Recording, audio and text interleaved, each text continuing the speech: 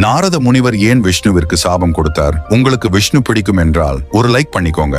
ஒரு சமயம் நாரதர் பூமியில் ஒரு பெண்ணை பார்த்து அவள் மேல் காதல் கொள்கிறார். விரைவில் அந்த பெண்ணிற்கு சுயம்வரம் நடக்க இருக்கிறது. இதை அறிந்த நாரதர் விஷ்ணுவிடம் சென்று, நான் ஒரு பெண்ணை விரும்புகிறேன், அவளை மணக்க நீங்கள் தான் எனக்கு உதவி செய்ய வேண்டும் என்றார். விஷ்ணு, நான் என்ன உதவி செய்ய வேண்டும் என்று கேட்டார். நாரத முனிவர், இவ்வுலகிலேயே மிகவும் அழகானவர், என் ஹரியான நீங்கள் தான், ஆகையால் ஹரியான உங்களை காட்டிலும் சிறந்த ஹரியாக மாற்றுங்கள் என்றார். விஷ்ணு, என்னுடைய சிறந்த பக்தன் நீ, உன் விருப்பம் போல் அரியை காட்டிலும் அழகாக மாறுவாய் என்றார். நாரதர், உங்கள் மகிமையே மகிமை, நீங்களும் என்னுடன் வந்தால் எனக்கு சந்தோஷம் என்றார். இருவரும் அந்த சுயம்வரத்திற்கு வருகிறார்கள். அந்த பெண்ணும் சுயம்வரத்தில் அனைத்து மன்னர்களையும் பார்த்து கொண்டே வருகிறார். நாரதர் கிட்ட வந்த பொழுது நாரதரை கடந்து அருகில் இருக்கும் விஷ்ணுவின் மீது மாலையை அணிவிக்கிறாள். இதில் ஆத்திரமடைந்த நாரதர், இங்கு இருக்கும் அனைவரை காட்டிலும் நானே அழகானவன், எனக்குத்தானே மாலை அணிவித்திருக்க வேண்டும் என்று சொல்கிறார். உடனே அனைவரும் சத்தமாக சிரித்துக் கொண்டு, எது உனக்கு மாலை அணிவிக்க வேண்டுமா? முதலில் போய் கண்ணாடியில் உன் முகத்தை பார் என்கிறார்கள். நாரதர் சென்று கண்ணாடியில் பார்க்கும் பொழுது அவருடைய முகம் குரங்கு போல் இருக்கிறது. உடனே, பகவானே, இது என்ன விளையாட்டு என்றார். நீதானே நாரதா ஹரியை காட்டிலும் அழகாக மாற்று